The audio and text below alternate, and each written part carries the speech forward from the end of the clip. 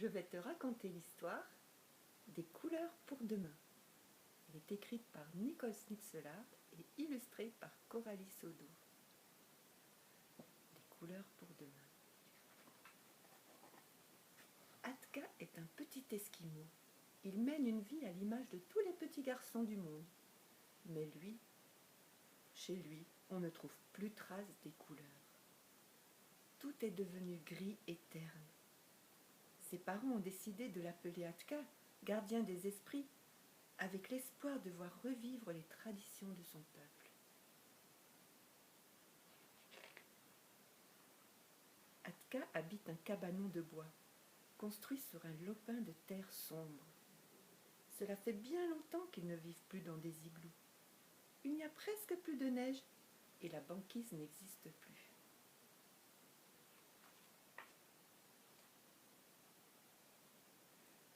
Cela fait encore bien plus longtemps que son père n'a plus besoin de faire un trou dans la glace pour pêcher le poisson, ni d'atteler les chiens pour glisser sans bruit pendant des kilomètres sur la neige.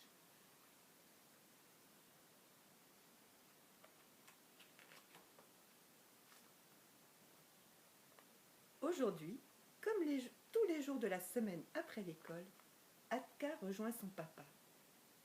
Ata-ata dans la langue des Inuits. Ils prennent leur canne à pêche et leur harpon. Cela fait aussi bien longtemps qu'ils n'ont rien pêché, mais ils espèrent toujours. Ce soir, Atka sent sa canne se tendre. Le fil se déroule en sifflant. « Ata-ata, j'ai attrapé quelque chose !» s'exclame-t-il avec excitation. « Vite, enroule, redresse, enroule !» lui crie Ata-ata. « Je fais ce que je peux !» hurle Atka. « Ce doit être un énorme poisson. »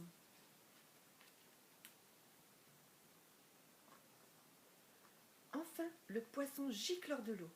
Atka éclate de rire. Ce n'est qu'un tout petit poisson. Atka est vexé. En plus, ce tout petit poisson a une bien drôle de couleur. « C'est quoi ?» murmure-t-il intrigué. « C'est un poisson exotique. Un poisson des mers chaudes, lance son père perplexe. Un poisson qui n'a rien à faire ici. Il est malade? Que lui est-il arrivé? Quelqu'un l'a peint? Est-il en colère? Demanda Atka.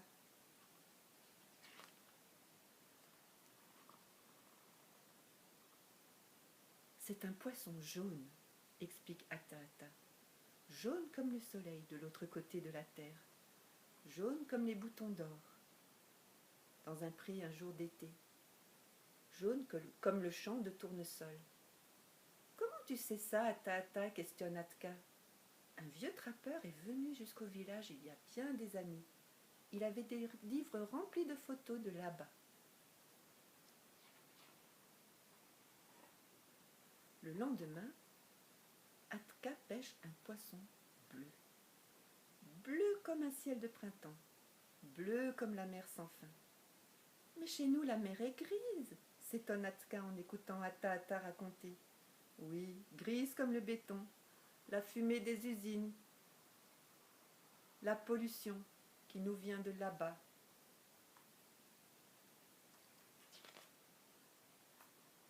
Le jour suivant, Atka pêche un poisson orange. Orange comme les mandarines ou les capucines dans un pot de terre cuite. Orange comme un charroux ronronnant. Comme les feuilles d'automne. Orange comme un ballon de basket. Ils aiment beaucoup ce jeu là-bas.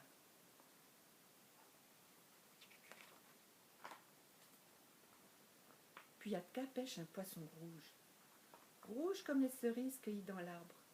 Rouge comme les pommes. Et même rouge comme le soleil qui se couche. Là-bas. Dans la pomme.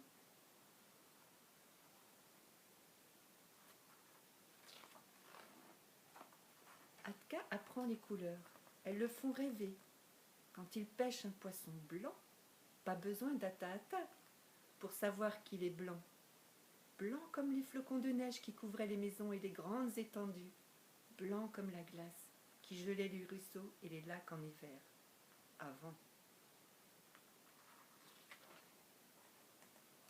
Avant que tout ne devienne terne et noire, noire comme le ciel du matin au soir et du soir au matin, noire comme les phoques qui ont disparu, noire comme le cafard, en pensant que tout vient de là-bas, de l'autre côté de la terre. Atka est triste. Mais quand Atka pêche un poisson vert, le regard d'Ata-Ata brille doucement, vert comme les feuilles des arbres au printemps, l'herbe des prés qui danse dans le vent, vert comme l'espérance, ajoute Ata-Ata.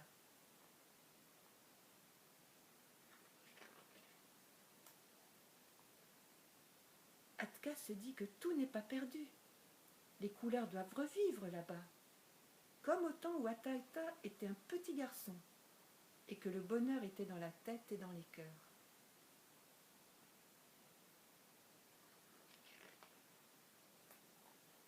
On aimait les plaisirs simples, répète souvent Ata-Ata. On se contentait de peu. On vivait en harmonie avec la nature, avant.